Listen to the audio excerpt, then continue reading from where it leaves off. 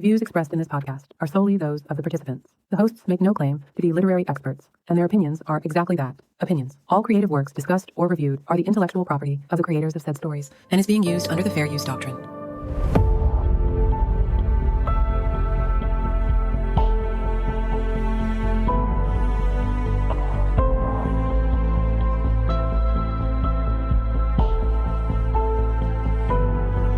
Hello and welcome to Of Swords and Soulmates, a podcast where we read, watch, and discuss romantasy stories. I'm one of your hosts, Mari, and with me I have Kelly. Hey everyone, it's Kelly. We also have Ashley. Hey guys, it's Ashley. We also have Jonathan. Ooh, was that spooky enough? It's JP. How's everybody doing today? This is the Halloween edition? This is the spooky episode. Yeah. So today we're going to be discussing The Cruel Dark by Bea. I probably should have looked up how to say her name. It's Bea by Bea. We're going to say Northwick. But first, as always, some news. So starting off, the sequel to Shield of Sparrows has been announced. It will be coming out April 27th of next year, and it's going to be called Rites of the Starling. They haven't released the cover image yet, but the name and the date is out. And if it seems like from what the author's saying, it's going to be like the first book where if you like pre-order it or buy it early, they're going to have special edges and everything. And then after those are sold out, they're sold out. No pressure, guys. Yeah. Has anybody read that but me? I was just going to say no, but I feel like you really enjoyed that one, right? Yeah. I mean, I think it was fun. It wasn't like the best thing I've ever read, but it really, like, I still think about it. And I'm like, well, what's going to happen to this? And how are they going to resolve this? And it's been a few months and I've read a good many books in between. So to me, that's good enough that it's still stuck in my head that I'm intrigued. So I will definitely be reading the sequel. And probably as soon as they show like the special order one or whatever with the special edges, sprayed edges, whatever it is, I'll probably order that one because the first one I got was a fancy one with sprayed edges. And I think that was just because I found it in a bookstore. Like, I think it was like I was maybe visiting my parents in Barnes, and there's a Barnes & Noble because we don't have one here. And I think that's where I saw it. It's a fun read. Maybe we can read it for the podcast before that April of next year, maybe in March or something of next year. And then if you guys like it, you won't have to wait long for the sequel. I like the way you think. I think I bought it, and I might have told you about it, but I think I bought it just because I'd seen a video on like TikTok or something, and I did buy it without knowing anything about it. And so now it is on my shelf somewhere. I think it's supposed to be 3 books total, so it's not like it's going to be a huge involved series. Like, I think it's just 3 books. It looks like there's an audio, Jonathan. Oh, yeah. It says audio coming. Yeah. Well, I meant for Shield of Sparrows. Oh, okay. Yeah, so there's already one for Shield of Sparrows. So maybe we can do that towards the beginning of next year. How do you guys feel about that? Oh, that's fine. I follow blindly into stuff. Is that the first one, Ashley? Yeah. Oh, well, then you got to get the second one that get the match set. Yeah, this one is the sprayed you edges are start very collecting, pretty. you can't stop. It's pretty. The first one is pretty for sure. Kelly, you down to read that next year? Sure. Cool. It's a thick one, Kelly. I know those are your favorite. This is why I'm saying it ahead of time. We'll have plenty of time to read it. She a thick girl. It's, Big letters though. It is. It actually is a larger print. Yeah, I think it went pretty fast. Like, I don't remember it dragging on any parts. You know what I mean? Like, some of these, whether it's a thick book or not, sometimes books drag a little bit. I don't remember it dragging. I thought it was a pretty fast read for the size it was. That's like high praise from you. Yeah. Because, like, it's not necessarily a bad thing. Like, there's plenty of books I've liked that still have parts that drag. But I thought this one was, like, it didn't have any down spots, so. All right, next bit of news is the book Between by L.L. Starling. The audiobook for that book is now available on Libby and on all the audiobook platforms. So it was available last year as an audiobook. I bought it last year. I read it last year. It was like my entire fall read last year because I listened to it as an audiobook last year. It was 32 hours. Oh, it was the longest book I read last year. I was going to say SJM or what? Yeah, it was, yeah, but it was very, very good. And it's basically 2 books in one. It's not heavy. It's like it has a fairy tale, like a light fairy tale vibe about it, kind of like a compass to the villain, that kind of a vibe. So it's not doesn't have a lot of heaviness to it. And it basically has a regular town and then like a bridge or a gate or whatever into like a fairyland kind of town. And the first half of the book is told from one character's perspective, and then the second half of the book is told from another character's perspective. So it basically is like 2 books in one. But I think I started reading it like in August last year and finished it in November. So it was my entire fall read, but I wasn't like rushing to get through it because I was enjoying just being in that world for a little bit every day. But anyways, it's now available like on Libby and stuff and all the audiobook platforms. I would recommend it if anyone wants like a fall light comedic. It's got a little bit of, I'm trying to remember, I don't think it has any spice actually, but it's got a little bit of like glimpses and kisses. So it's got a little bit of romance, but it doesn't even take that very seriously. Like it's very irreverent is the word I would use. It's very irreverent. My library has not jumped on the L.L. Starling train yet. So I will keep looking.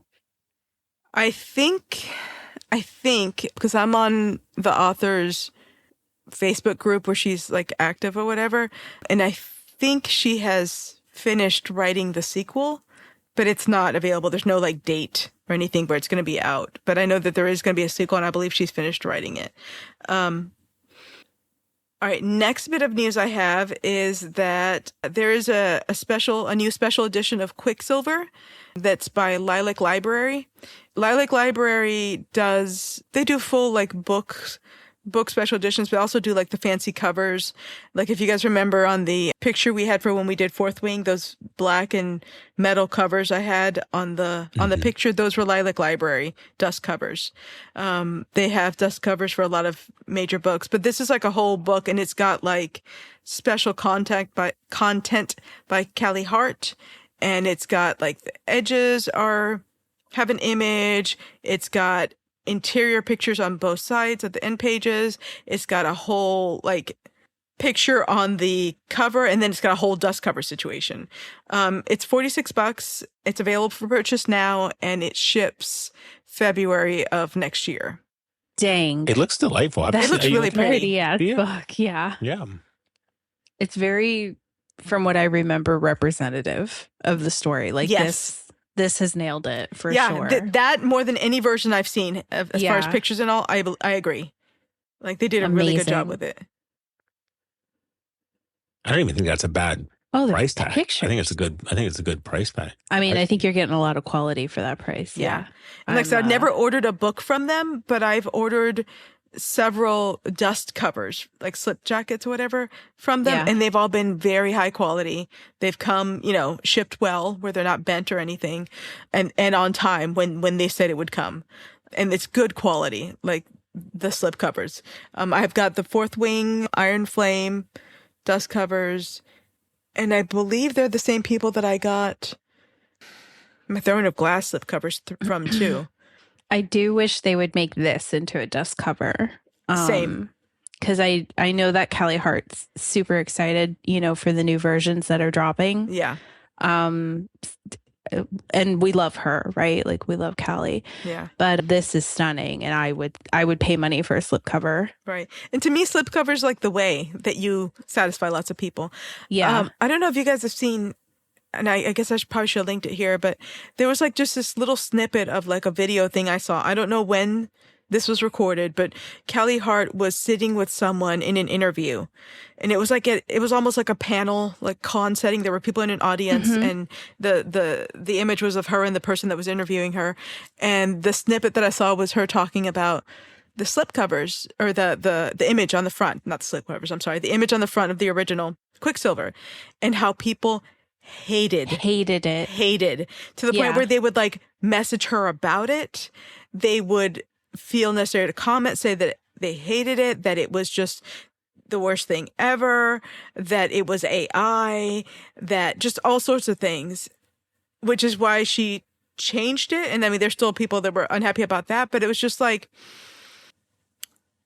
authors should have the right to portray their world and their covers of their of their books, whatever, however they want. If you don't like it, then you get a slipcover for it. And not for nothing, but she was self-publishing under that cover. So like, time, resources, money, all that stuff is limited. I think, and I'm not sure because I didn't delve into it further, but the way she made it sound, I think she's the one who made the image. She is. I'm just like, so not only are you telling the author you made a bad choice, you're telling the artist you suck.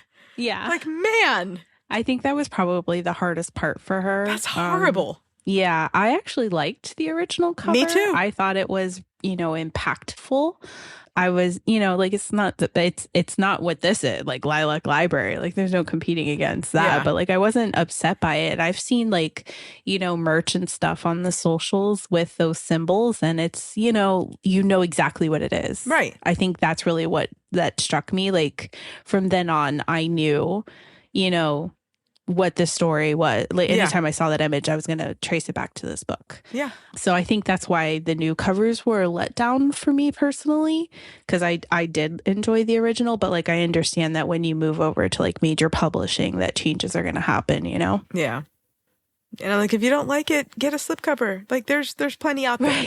Right. Right. Make your own, whatever. If it's that big of a deal, if it's really going to affect the way you enjoy the inside of the book, there are ways to change that. Sure. So, all right. Next little bit of news I have is that Juliet Cross announced her sequel to The Wraith King. It's coming out very shortly, like in a few days after this episode airs. It's coming out October 28th. It's going to be called The Beast Lord. The image is really cool. It's just like The Wraith King had that really highly illustrated, really cool cover. This one has a very like artistic illustrated cover too. Oh, pretty. Yeah, right? Dang. Girl. Which one? The Beast Lord is the one I'm talking about, but they're both very pretty. Which one is pretty? Yeah. I'm not going to lie. I bought the Wraith King hardcover, like unseen, because I was like, oh, it's Juliet Cross, and it's really pretty. So I do have the Wraith King. Having not bought it at the BookCon last year. Maybe it'll be there this year. I don't know that she does it in that same cover anymore. Yeah, I like her. I think I like her cozier stuff. I'm like, just I do quite too. Honestly, I have a hard time seeing her in two different ways. Changes your mind. Different authors have different voices for different types of books. It's like T. Kingfisher's another one that does this. So I'm not a fan of T. Kingfisher's horror, but I love T. Kingfisher's romance and fairy tale retellings. But I'm not a fan of her horror. Same thing with Juliet Cross. Like I love her like whatever Stay a Spell is, her like modern paranormal cozy romance, whatever that is, those books, I love those. Like I reread Wolf Gone Wild again last month. I saw that on Goodreads. I was like, oh, wait, she just does a reread. I got because we went to New Orleans and I'm like, what's going to make me feel like I'm headed to New Orleans? Well, I'm going to listen to this on the plane. And that's what I listened to it on the plane. Have you gone into her new stuff yet? Yeah. I am not as big of a fan of her like darker romance fantasy, which is what Wraith King is. It's a darker vibe, just like what was the other one called? Phoenix Rising? Firebird? Is that Firebird? Firebird had that kind of darkness to it too that I don't like it as much. I don't like her voice in that as much. But I'm also not as much of a fan of that type of like dark romance. It's very particular niches of dark romance that I like. So it's just not really for me. I might try to give Firebird a read before in the next week. Oh, so much to do. And I know. The trigger warnings. Maybe I'll give Firebird a rest then, because I can. Firebird's kind of a thick one. And it's also heavy because it's based off of ancient Rome. So, there's a lot of heavy topics in ancient Rome. So, yeah, I'm trying my goal. So, listeners, so you can have a little peek behind the curtain. Today is the 18th of October, and this episode airs just before RomanticyCon. So we're trying real hard to get as much read as we can of the people who will be at RomanticyCon. I know I've got like 3 or 4 books I'm going to try and finish from people who are going to be there. Not that I'm going to finish them, but I'm going to try. So, I've been We'll pretty see. good about like trying to like as soon as I'm done reading to label them and put them in the cart and then to take them up with me. But yeah, there's a few that I'm just now understanding how TBRs get out of control. Yes. It all makes sense. Yeah. Next bit of news is Leah Bardugo. She's releasing a new Six of Crows story. It's a short story. It's called A Darker Shore, and it takes place after Crooked Kingdom. So it's going to release June 30th of 2026. I will probably buy this and read this and enjoy it because that series on Netflix and then afterwards reading it is what like got me back into reading after the pandemic. Like it spawned this TBR monster I have now. Especially the Six of Crows storyline. Like I love their storyline. I hate that the show got canceled before more of their story got told. Yeah. So, but I am excited about this. I think it'll be good to see a little bit more of what's going to be happening with them. And I might do a reread before it gets there. Ash, you've read the Grishaverse stuff, right? I started. I did not finish. It did not. I remember you always saying that you liked the Six of Crows. Yeah. Part of it better, and I don't. I think I started book 2. You're not quite there. No, yeah, like it was not grabbing me. Yeah. But I think I definitely have book 1 and 2. I don't know if I have book 3. I really wanted to because I think that was when you and I really started getting into the weeds of the books that we were reading. And you were so excited about it. And I think Jonathan and I had started watching the series. We might have finished, season 1. But like to your point, it didn't finish, right? Like they stopped it. Yeah. And so I was like, what's the point? Yeah. Kelly, you read some of them, right? Or did you read all of them? I only read a couple. Okay. Mostly the ones with the crows. Yeah. Those are in my opinion, the better ones. Right. I don't know. They called me more. They were very well-written personalities. They were like very fully fledged. Nobody was truly good or truly bad. They felt like fully formed people. Yeah. I remember you raving about them. Yeah. So I'm excited about that, even though I think it's a very short story. Like I think it's like 60 pages or something. There's not a whole lot to it, but still excited. Yeah. All right. Last little bit of news I have is our friend Sebastian Nothwell has been super busy. So the Oak King, Holly King book that we read is available in audiobook now. The audiobook is performed by Gary Furlong, and he's also contributed to a fantasy anthology that's coming out next month, November 11th, 2025.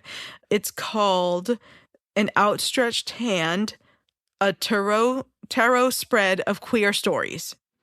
So It's going to be a story by him, by R.K. Ashwick, Luna Day, Tess Carletta, Carolina Cruz, and Noah Hawthorne. I have an arc of it, but I haven't started reading it yet. But the synopsis of the different stories sound pretty cool. So it's like a little bit of a dark, like spooky vibe. Not necessarily like scary. It's not horror, but I think they're going to have a little bit of a spooky kind of vibe to them. Okay. So yeah, I'm curious to see how those go. I finally read something else by him. I read Mr. Warren's Profession, which is his historical romance. And it was really good. I really enjoyed it. I did enjoy his tone, of the books. Yeah. Like it felt like it was written in that era, but it also didn't feel like convoluted or hard to read. Authentic. Yeah. Right. Yeah. So yeah, that was good. Anybody else have any news tidbits? No. I don't think so. I don't. Okay. So why we chose this book. We wanted to read a book for Halloween, for Spooky Month, and we wanted to read another book by an author that was going to be at Romanticon, if possible. So there's a lot of authors at RomanticyCon this year that I did not know anything about. And also we wanted to make sure we get one that was like spooky and one that was available on audiobook and that we could all have access to. So I went on the Fabled Fantasy Discord and I was like, hey guys, looking for a spooky read. And this is one of the ones that they recommended. So we decided to read it. It was new to all of us. And so I'm going to read a little bit about it, and then we can get into details. This book was published October 31st on 2023, so Halloween. Millicent Foxborough is haunted, not by ghosts, but by the anguish of her past and the uncertainty of her future. After all, even in the progressive year of 1928, most people would balk at hiring a woman who'd spent 2 months in a mental ward for traumatic amnesia. So when an uncommon assistantship to a reclusive professor of mythology falls into her lap with an ungodly salary attached, her desperation for stability overrides her cautious nature. To Millie's dismay, the widowed Professor Caleb Hughes and his estate, Willowfield, are more than she bargained for. The once magnificent home, known for its sprawling gardens and dazzling parties, is falling to pieces after the death of the professor's fragile wife. What's more, the staff has been reduced to the only 3 people not frightened away by rumors of ghosts, leaving the halls empty and languishing in bitter memories. The professor himself is a grim, intense man with unclear expectations, unpredictable moods, and hungry eyes that ignite Millie's own dormant passions. The closer she finds herself drawn to Professor Hughes and his strange world of flowers and folklore, the more the house closes in, threatening to reveal her secrets. But the professor is keeping secrets of his own, and the most dangerous of all is hers to discover. So, I will say this before we get into any discussion. I'm pretty sure as we get into discussion, there will be mention of mental health issues and or mention of miscarriage. So if that is something that is a trigger situation for anyone, you may want to skip this or maybe look at the trigger warnings and decide if it's for you or not before you go on. That being said, somebody other than Ash or I, who went first multiple times, what did you guys think? Kelly, you want to rock, paper, scissors me for it? You want to? No, you can go ahead. I think you've been voluntold, Jonathan. Dang. Okay. So medium to okay on my end. I thought the story started out real well. And then as it progressed, I started to kind of like piece some stuff together in my head. But then, I'm not going to lie, I think the author did something that I'm not always super keen on. And that they just kind of invented an ending, I don't know, out of thin air for me. And there was nothing I could look back on to like tie things together, and I don't like when people do that. So it felt rushed for you. It felt invented. And with that said, like I know we're inventing a story. Like I'm not like I didn't read like, hey, this is true events. No, I know this is an invention of somebody's creative work. But I feel like out of when you have a story out of ingredients that you've introduced throughout a story, then you can build an ending. And I don't think that fully occurred for me, or like it didn't bring you along for the ending. Yeah, it just, they were just like, yeah, they were just like, ha, gotcha. And I was like, well, you got everybody, because nobody was like, yeah, it's, yeah, the person responsible existed. Yeah. But like you gave no hints throughout the book. Like, come on. Like some murder, like Murder, She Wrote has a ton of hints, right? But like, I felt like there should have been, give us a little bit more to chase, is all. That's all. Otherwise, I enjoyed it. Yeah, I could, as I was reading it, I could envision the characters' faces in my mind. Like I could relate to it and just think like who's the guy who played on Drew Carey, but like the goofy sidekick, but with the dark hair, like that guy. I forget. I don't even know what other roles that guy played in. Yeah, I'm not sure what you're talking about. Yeah, he's a swell dude. I saw him a bunch. Okay. Yeah. How about you, Kelly? What were your thoughts, Kelly? I didn't care for this book that much. I think that the pacing wasn't very good. The romance pacing was off. It didn't feel right. I think the characters, while interesting, were fairly predictable. I think the big plot twist was very predictable. It's not the first time that kind of plot twist has been done in literature or film. So, kind of expected. Wasn't really surprised. I don't know. Wasn't for you. It wasn't for me. I felt this was more like trying to be a suspense book. Like the author set out to write a book that had parallels to Crimson Peaks or something similar, but just couldn't bring it together. Ash, you want to go next or should I? Yeah, no, I'll go next. I like the book. Maybe I'm the silly one. I like the book. I didn't feel too predictable. I didn't see that one big plot twist that happened. Jonathan said he did, so then I felt silly. But I don't know. I think I don't go looking for the patterns, right? For me, this is supposed to be entertainment. I want to feel blind going in. And I thought it was, it did a really good job, explaining and giving that visual of this wild estate, wild being like massive and haunted and mythical, and the gardens, right? And all the things that are in there and what they represent. I thought for a short book, it did a really good job. It didn't feel like a novella, right? Like it was bigger than a novella, but it was smaller than a novel. And I think it definitely felt wrapped up, with a really crisp bow at the end, but I wasn't mad at it. I got my closure. I feel good about it. I liked it. Okay. I very much enjoyed this. I listened to it. This is one that I listened to. So we were doing a lot of driving back and forth, so I opted to listen to it. And I wasn't crazy about some of the voices, but the story itself, for like maybe 3/4 of it, I thought it was going to be a Jane Eyre retelling. That's what it felt like. Like, I didn't think that going in, but once we started listening to everything, I'm like, oh, this is Jane Eyre in the 1920s. Has anyone else read Jane Eyre, or do you know the storyline to Jane Eyre? Mm-mm. Yeah.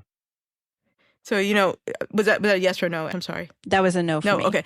So it's a classic book. It's like Charlotte Bronte, like 180-year-old book. So spoilers for this 180-year-old book. But like, let me say this. I don't know if you ever plan to read this. Do you mind if I talk about spoilers? No, please. Okay. So basically, and Jonathan, you're okay with it too? Yeah, I'm cool with it. Okay, so Jane Eyre is a really good book, but it's also a gothic romance book. It is, in Jane Eyre, you have a woman who comes from like not a lot of means, and she is contracted to this isolated big mansion out in, I don't know, the moors.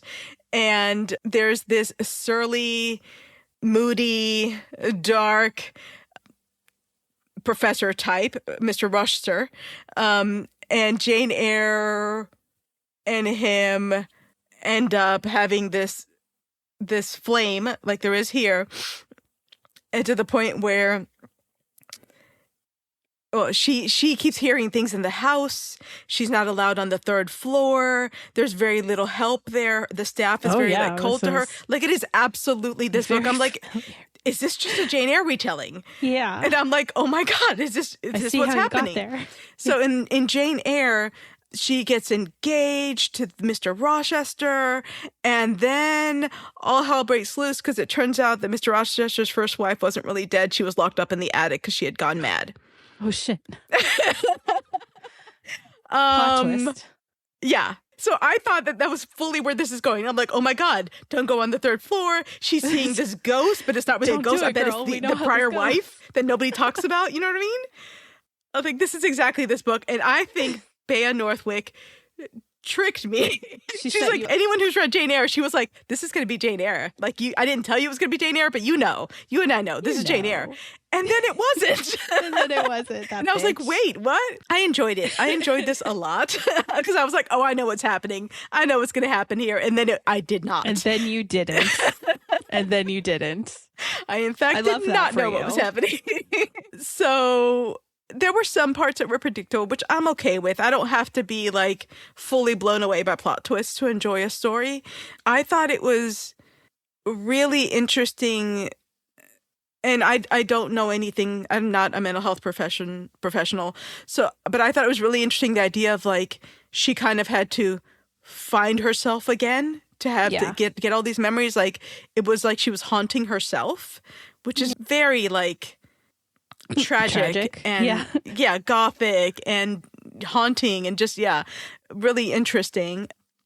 I feel like there were plenty of breadcrumbs for the datura, for the poison, because it was mentioned pretty early on, and it's even the flower on the cover of the book. But I did not think that the gardener situation was in any way hinted at. So I agree, that part came out of like left field for me. But I enjoyed this to the point that I then read the novella that comes after this, the companion novella, which is very short, but it's basically the events told from Mr. Hughes' viewpoint. Oh. It's called Lover. And oh my God, this book like is haunting my brain. Devastating. Yeah. Yeah, because think about it. Imagine we're all married here. Look to your spouse. Imagine that your spouse died tragically in your house. And it's been a year. You're broken. You're just trying to exist in life, trying to get past this horrible trauma in your life. And then you get a call that, wait, they didn't actually die, but they're not going to know you. And we have to try and do all this to get them to like get better. And you have to like treat your spouse like a stranger. Right. Like Jonathan would never. It just got me. Like, I know it's a crazy concept. It's a wild concept, but it was just like the novella really fleshed out the book. But I don't think that she could have written his viewpoint into the original book and not messed up the story. So I think it had to be a separate story. Yeah. But it really rounded out their whole story. And also his viewpoint, as they are getting to like, as she is finding herself, he realizes that she's still not the same woman he married, because she's like found her own power.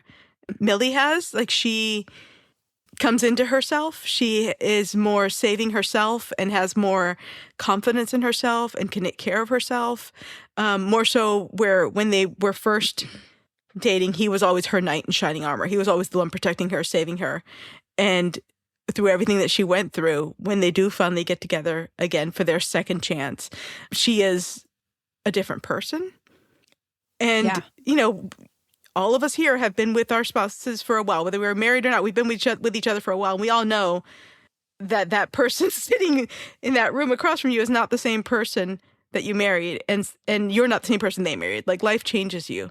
And you have all these versions of yourself that you go through at different stages of your life. And it's kind of like, in a weird, twisted goth romance way, it was like a second chance romance. The story was, among everything else that it was. I enjoyed it. Like, the only reason I did not give it 5 stars is because I'm not sure that this is something I would reread. Because now that I know everything that happened, I don't know. Maybe come this time next year, I'll feel like rereading it and I may change it to 5 stars. But for now, it's a very strong 4-star, like very high read for me. I just don't know that it's what I'm going to reread over and over. And you guys know that's my qualifier for like a 5-star read. It's something like that I reread over and over. I feel like it's a 4.5 though, because you went and chased down the novella. Yeah, it's a high, very high. Yes, it's a high 4. Yeah, I enjoyed it. It was a good for this time of year. It had some of that dark twistedness where you don't know, is it magical? Is it haunted? What's going on here? I enjoyed it. I enjoyed it a lot. I will probably, I think Bea has one more book she's only written, I think, 3. So it's this one, the novella that goes with it, and then a book called Black Wicket. So I will probably read that one too, because I'm kind of liking her voice and her style. So yeah, I think I'm not super great about going back and like reading more from an author I enjoyed. I think it's like my form of ADHD. Like I love it, but I don't always remember to go back and look for more. There's so many good stuff out there. Yeah. I'm definitely distracted. But I think, you know, if I was scrolling, right, like doom scrolling through Kindle Unlimited as one does, I would pause, you know, when I see her name now moving forward, and I'll be like, oh, that was good before. This is probably worth, you know, looking into. Right. But I really enjoyed this book. I enjoyed the plot twists, whether they were predictable or not. I definitely saw that she was being poisoned. I thought it was Felicity, though. Yeah. I thought it was would have been way more plausible for me. Like, because there's contact throughout the book. Yeah. The brother is only there a couple times. Just like, whoop, hey, yo, I'm here. What's up? I think it was Felicity, but I think the brother was like bullying her into doing it until she finally 100%. got like guilty and decided to come clean. Right. Yeah. It was almost like they were like, hey, this is too predictable. How do you throw a curveball in at the end? Yeah. And then maybe the brother was just an edit later. Like, let's go back and add him in. It makes it just as good. Like, I was pleased. I was glad that it wasn't Felicity. Yeah. It's a much more mature and less comical Overboard. The movie? Yeah. You Kurt know, Russell style. It definitely has some Overboard elements for sure. I don't know how I feel about that one. Hey, Overboard's a kissing movie. It is. Have it on good authority. I don't disagree with that. I need to think about this being connected to the book, though. Yeah, it's just Overboard. amnesia. What do you think, Kelly? I mean, it shares a lot of the same elements, but I mean, the whole amnesia thing in this type of setting is pretty overdone. Yeah. I mean, there's tons of stories that use it. Who's done it the best?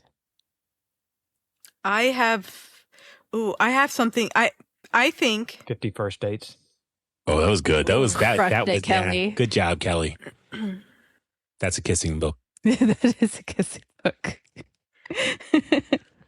I'm trying to figure out if this is going to be a spoiler or not. Or, I mean, even better, probably The Muppets Take Manhattan. We don't watch the Muppets in my house. Ezra, you can't do Muppets. I do. Muppets Take Manhattan was good. I think for me, the best, the book that did the amnesia situation the best was Project Hail Mary.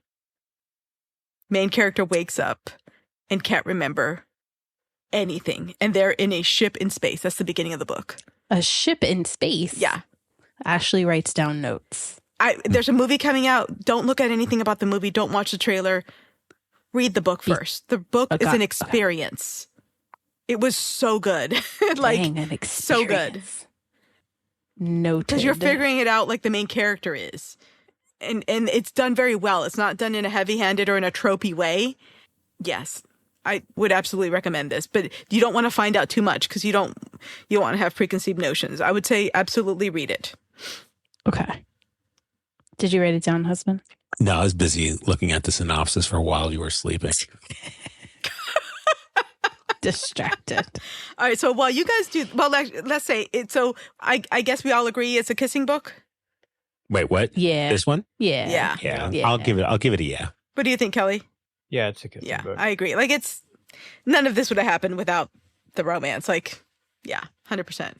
That wouldn't have been worthwhile. But while you look up while you were sleeping situation, I will say, I have some recommendations if anyone liked this book.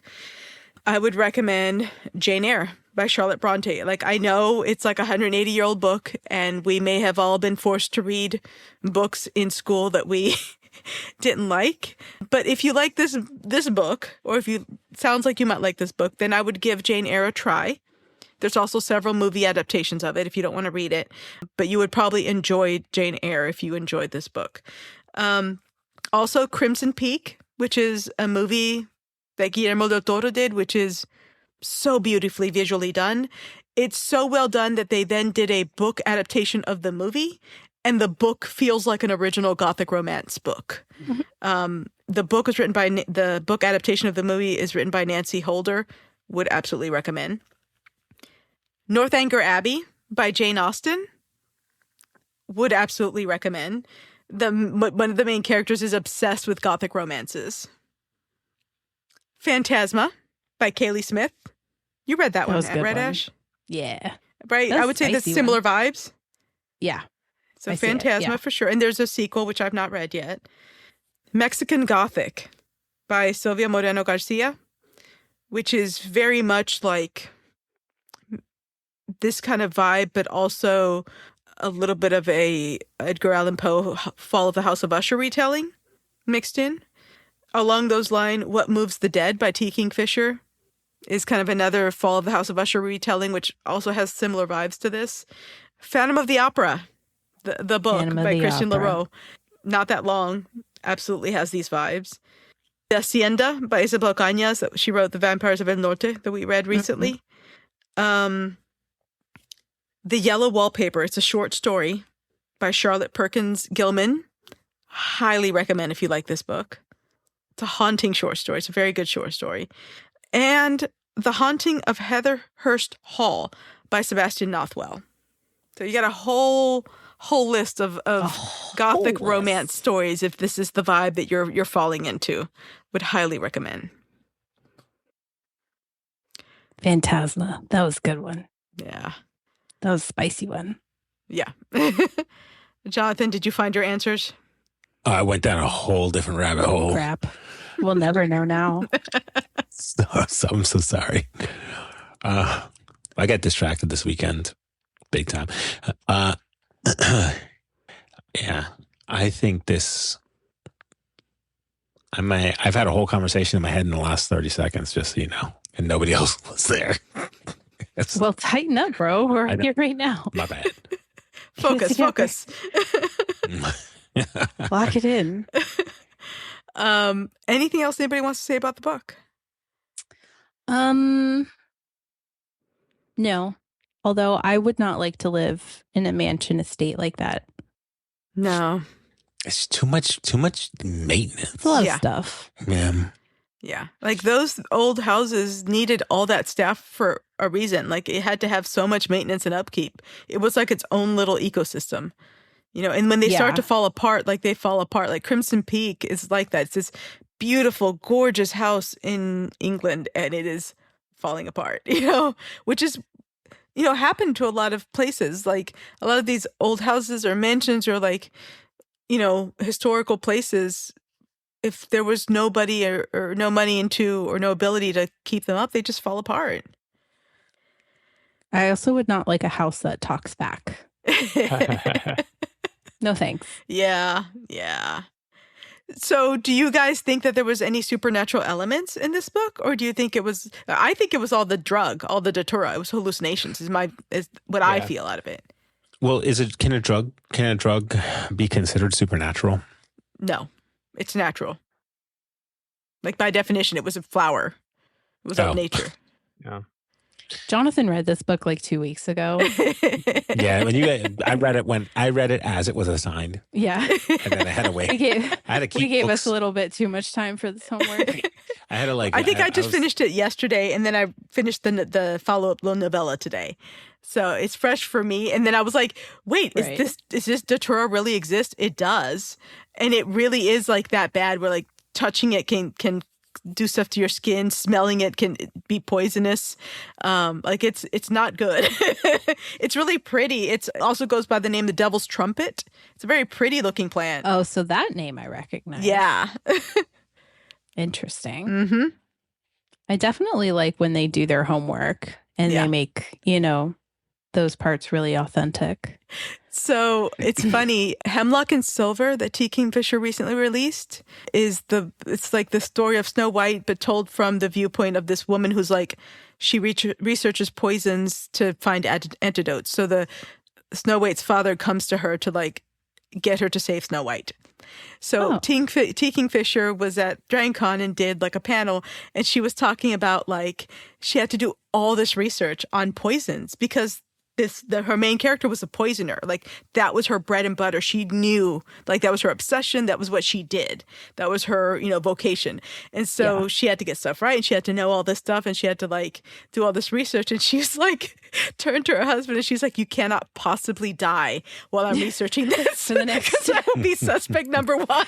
Right, for the next 36 months, you are the pinnacle of health, dear.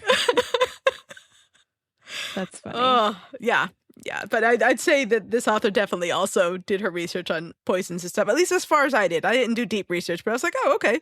Datura's a real thing. Devil's trumpet. Oh, I've seen what that flower looks like. Oh, this is what's on the cover. Okay. This all checks out. Legit. Yeah. All right. Anything else we want to say about the book or anything else before we wrap it up? If you're listening to this on Thursday, the 23rd? I don't know what day it is anymore. Yeah. Yes, if you're listening to this and you wake up in the Orlando area on the 24th or the 25th, swing by Romanticon. We'll be there. Meandering around. With a ticket, though. Yeah. Oh, you should bring a ticket. That's the best way to get in. Yeah. They're particular about that these days. Yeah. But And if you're going to be at the con, like, find us. We should get name tags, you guys. Yeah. Well, we'll have little bookmarks to give away if you'd like one. And I have the book cart that I'm going to have is like tan, and it's got a big, huge sticker that is our logo on it. It is bigger than my head. So look for that and you'll find us. Absolutely. Minus Kelly. Kelly won't be there this year, but you'll see the three of us there. So come by, say hi. We won't bite. Unsupervised. Unless you ask nice. Yeah. I have, I mean, like there's, if you see a guy, like the odds that it's me. It's going to be you, or it's going to be the one male author that's set to be there, right? Yeah. You were, what's his name, J.L. Brody? Oh, yeah. I hope I put his book in our crate. The Dating and Dismemberment of... Yeah, I do like that one. It's when I hand some of these, I hope they're not offended because I'm going to give them like twisted and tattered books and be like, hey, I read your shit hard. I mean, I think as long as you tell them that, I think they would be honored. I would assume, And I'll probably bring stuff. I don't know if I want them to sign on the cover or not on the cover. I don't know. I got to figure that out. You should figure that out quick. We're almost out of time, dear. And I'm so excited. let me tell you, I asked him earlier. I did not get this wealth of emotion, just so you know. I'm so proud of the pockets that I've constructed. Spoiler. Oh, I cannot wait to meet some of these authors and offer them a bit of apparel equity. Yeah. Apparel equity. Did you show Murray what you made? Yeah, you sent the picture. Oh, he did? Right? Okay. Yeah. Yeah, they came out real well. So who are you guys looking forward to meeting there? Take a deep breath. Hannah Nicole Mayer. That's the one? She's pretty high It didn't have to be there. one. You could say several. Yeah. Cool. That's pretty high up there. I just finished book 3, Accomplice to the Villain, and I am delighted, by the way.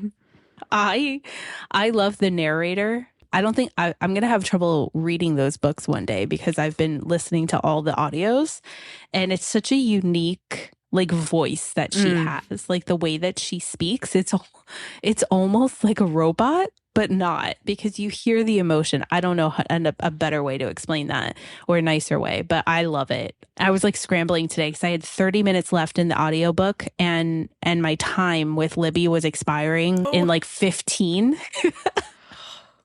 The panic I had, but they gave me another hour after I returned it. Thank you, Libby. Yeah. But it was such a good book. I giggled so much. You get a whole different POV, a whole new one.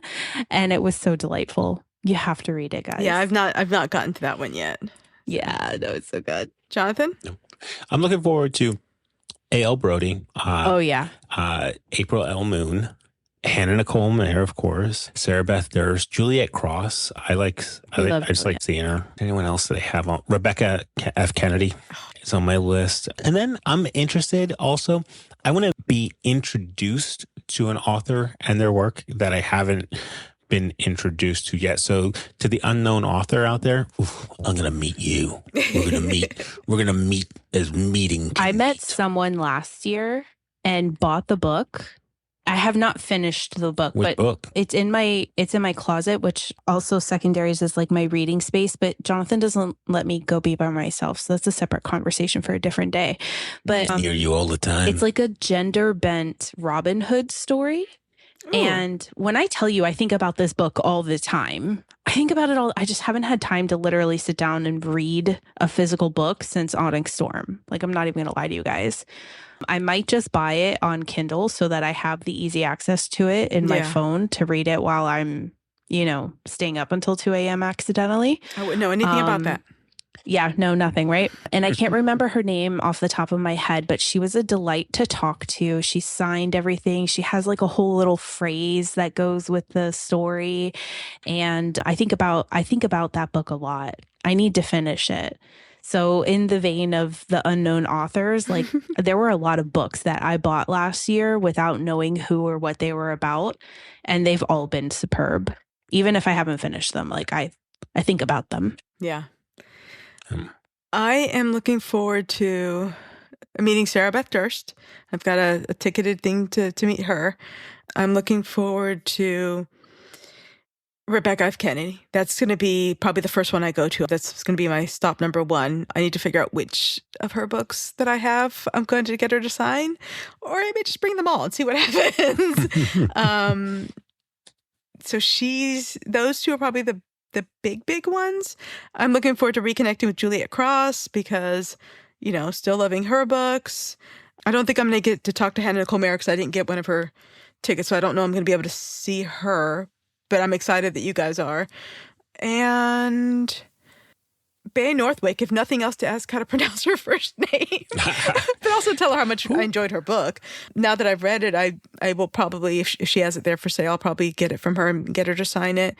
I think those are the big ones. Oh, and I'm looking forward to talking to Grace Draven again. She wrote Radiance that we read last year, but I've now read 2 more of her books, and I'm really enjoying it. So I'll be bringing that for her to sign. Paige Lavoie's going to be there, that we met at another con. Paige, yeah. Yeah, I'm excited to hear about her newest project, which she's teasing. She's teased publicly now, so we can talk about it. She's writing some sort of like a swamp creature. It's like a new series. So she's done with Mothman in some sort of like a swamp situation. I'm excited. Swamp situation. Yeah. There was a ticketed author that we read recently. I can't remember which one. I think you got a ticket, Mari and Kelly. The only ticket I have is for Sarah Beth Durst. That's the only author tickets I was able to get in the kerfuffle of all that. Who did we get close to but miss out on, Ashley? I have to go back. I'm pulling it up now. I don't remember off the top of my head full schedule. I'm going to go look at my Goodreads just in case. So we did not get Adeline Grace, Kaylee Smith. Maybe Rebecca it was Kaylee Smith. Kaylee Smith was probably the one. Kaylee Smith Phantasma, was Phantasma. right? Yeah. Oh wait, who did I want to? So her, I met Kelly. Well, I talked to Kaylee last year. Yeah. I don't think I've got anything or got anything signed by her, but I remember fangirling slightly. Yeah, I remember we was there. We both talked to her because I think I got the book because we talked to her. Adeline Grace, Alex Astor. You like Alex Astor because you read what's it called? What is it called? Oh, did I? Oh, yeah, that's probably why. I'm looking at the books that I've read, and I'm like, oh, yeah, that's always got. Oh, I got to make sure that goes in there too. Alex Astor. Gosh, I'm blanking, and he's not helping. Yeah, no, because I'm looking. I'm excited also to meet. While you guys look that up, Lightlark. Sorry, thank you. My bad. J.D. Evans, who wrote Of Rain and Ruin, that I am almost done reading. It had been on my list for a while, and I'm enjoying that. I'm definitely not going to finish. It's like a multi-book series. I'm definitely not going to finish it before the con, but I'm enjoying the book 1 that I will have done by then. J.D. Evans, Rain and Ruin. It's like a desert Arabic setting, political romantic-y situation with magic. Yeah, it's intriguing. So I'm looking forward to meeting them because I've actually talked to them before on Reddit. So it'll be interesting to talk to them some more. Yeah, and of course, like you guys said, all the new authors to us that we haven't met yet, that we haven't been exposed to yet, it'll be interesting to, meet them. And other people. We may meet vendors and whatnot there. So, oh, I'm so excited for the vendors. Yeah. I love stuff. A lot. I love stuff. Last year, I think I was slightly disappointed because I was hoping for more stuff. And I think we're going to get it this year because I was looking through the vendor list like a month ago and I was super excited, like of all the knickknacks and the jewelry. I'm really excited for jewelry, guys. I hope there's jewelry like earrings, rings, bracelets. Oh, Yeah. I want the stuff. If you're a vendor listening, I hope you brought it I in. hope you're bringing the stuff, guys. Yeah, I think it'll Need the be stuff. cool to see what all everybody has. And I got a rolly cart this year. I'm ready. And a tote Yay. bag. Oh yeah, I just put I put an empty zippered pack in there for you, the empty zipper mesh. Rolly bag, another rolly bin. No, They're expensive. I don't. But I took Mari's advice for like a little zipper pouch For the put little in there. things. Yeah, so Yeah. I put 2 in there, Ash. One holds the pockets. I wanted to keep them separate. Oh, I will tell you one other bit of advice for the rolly cart that I just found out and I just got. And you guys may have access to this because you have little kids in your life. The little add-on cup holders that you can clip on baby strollers. You stop it right now. That's genius. Yes. So I got one. I got one and I have what you're now talking on the about. inside of my cart so I can put my drink down inside the cart and it not go anywhere. What did you look? Is it just like a stroller accessory? Oh, you're so smart. Accessories. And I can send you the link. I did not come up with this. It was on a Discord group, but I don't remember if it was the Fabled Fantasy Discord or the Monsterotica BookCon Discord. But somebody there came up with it. I'm like, that's genius. I will absolutely be doing that so I don't have to carry my drink and or potentially spill it everywhere. Yeah.